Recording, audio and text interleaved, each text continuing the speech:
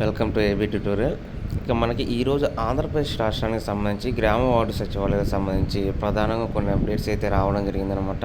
So ఇక్కడ వచ్చేవాటికి ముందుగా ఎవరైతే 2 ఇయర్స్ కంప్లీట్ చేసుకొని ఏపీపీఎస్సీ ద్వారా అర్హులైనటువంటి అభ్యర్థులు ఉన్నారో వారికి ప్రొబేషన్ డిక్లరేషన్కి సంబంధించి గతంలో చెప్పిన విధంగానే జూన్లో చేస్తామంటూ రాష్ట్ర ప్రభుత్వం అయితే చెప్పడం జరిగిందనమాట.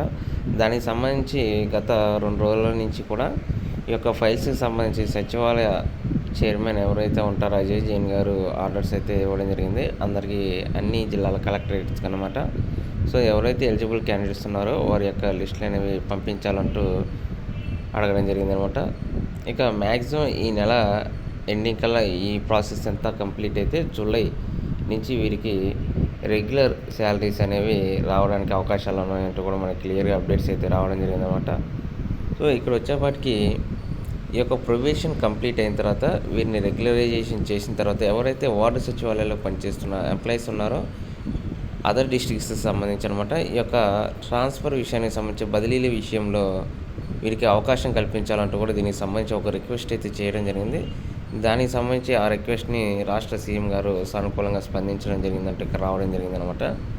సో ఇక్కడ ప్రొబేషనరీ డిక్లరేషన్ తర్వాత బదిలీలు సచివాలయ ఎంప్లాయీస్ అసోసియేషన్ అధ్యక్షుడు అంటూ ఇక్కడ రావడం జరిగింది. అదేవిధంగా వార్డు సచివాలయ ఉద్యోగులకు సాధారణ ఈ యొక్క గ్రామ వార్డు సచివాలయం అనమాట బదిలీలతో పాటు అంతర్జిల్లాల బదిలీలకు వీలు కల్పించేందుకు రాష్ట్ర సీఎం గారు సుముఖత వ్యక్తం చేశారని గ్రామ వార్డు సచివాలయ అసోసియేషన్ ఎంప్లాయీస్ చైర్మన్ ఎవరైతే ఉంటారో వారు చెప్పడం జరిగిందంటూ ఇక్కడ రావడం జరిగిందనమాట.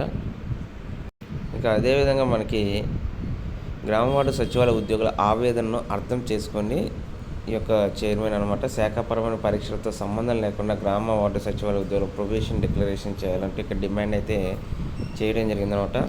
సో ఇక్కడ ఆంధ్రప్రదేశ్ రాష్ట్ర వ్యాప్తంగా ఈ యొక్క గ్రామ వార్డు సచివాలయ ఉద్యోగులు అయితే ప్రజెంటు దాదాపు 1,17,000 మంది ప్రొబేషన్ డిక్లరేషన్ కోసం ఎదురు చూస్తున్నారని వారందరినీ ఆవేదన అర్థం చేసుకోవాలంటూ ఇక్కడ జూన్ 30 కల్లా మొత్తం కంప్లీట్ చేసి ప్రొబేషన్ డిక్లరేషన్ చేయాలంటూ మాట్లాడడం జరిగిందనమాట.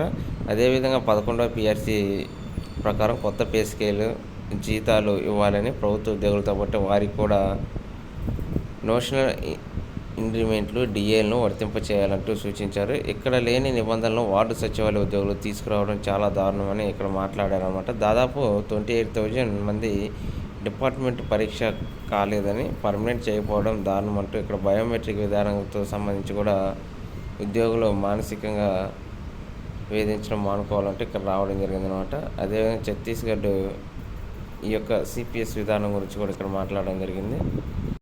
సో ఇక్కడ వచ్చేవాటికి ఆశలు నెరవేరిన ప్రొబేషన్ ఖరారయ్యాన సచివాలయ ఉద్యోగుల ఎదురుచూపు ప్రభుత్వ నిర్ణయం కోసం నిరీక్షణ సీఎం జగన్ మాట నిలుపుకుంటారు అంటూ ఇక్కడ రావడం జరిగిందనమాట.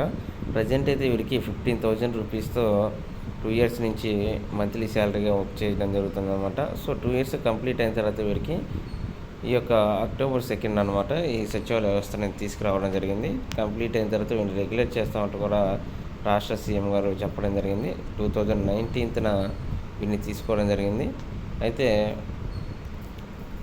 ఈ యొక్క ఉద్యోగాల నియామకం కోసం గ్రూప్ 1 పరీక్షలు నిర్వహించారు. ప్రభుత్వం ఉద్యోగం కావాలంటే రాష్ట్ర వ్యాప్తంగా 24 లక్షల మంది పరీక్షలు రాశారు. ఇందులో 1,34,000 మందిని ఎంపిక చేశారన్నమాట.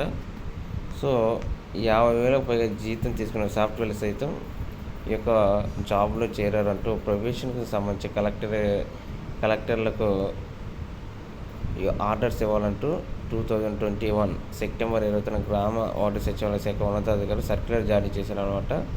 సో జిల్లా ఎంపిక కమిటీ ఆధ్వర్యంలో ఈ యొక్క నియామక ప్రక్రియ పూర్తవుతుందంటూ దీనికి సంబంధించి కూడా రావడం జరిగిందనమాట. ఇవన్నీ జూన్ 30 తేదీలోగా గ్రామ సచివాలయ ఉద్యోగులు ప్రొబేషన్ ఖరారు చేస్తామని జూలై నుంచి సవరించిన వేతనాలు చెల్లిస్తామంటూ కూడా ఇక్కడ చెప్పడం జరిగిందనమాట.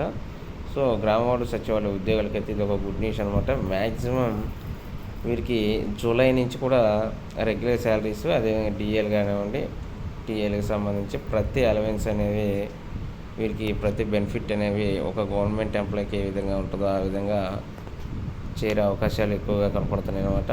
సో ఎప్పుడు ఎటువంటి అప్డేట్స్ వచ్చినాయి ఈ యొక్క సచివాలయ వ్యవస్థకు సంబంధించి గ్రామ వార్డు సచివాలయానికి సంబంధించి మనం చాలా క్లియర్గా ఇవ్వడం జరుగుతుంది ఇన్ఫర్మేషన్ అనేది. సో ఇలాంటి మరిన్ని లేటెస్ట్ అప్డేట్స్ కోసం ఈ యొక్క ఛానల్ని లైక్ చేయండి, షేర్ చేయండి, సబ్స్క్రైబ్ చేయండి. Thank you.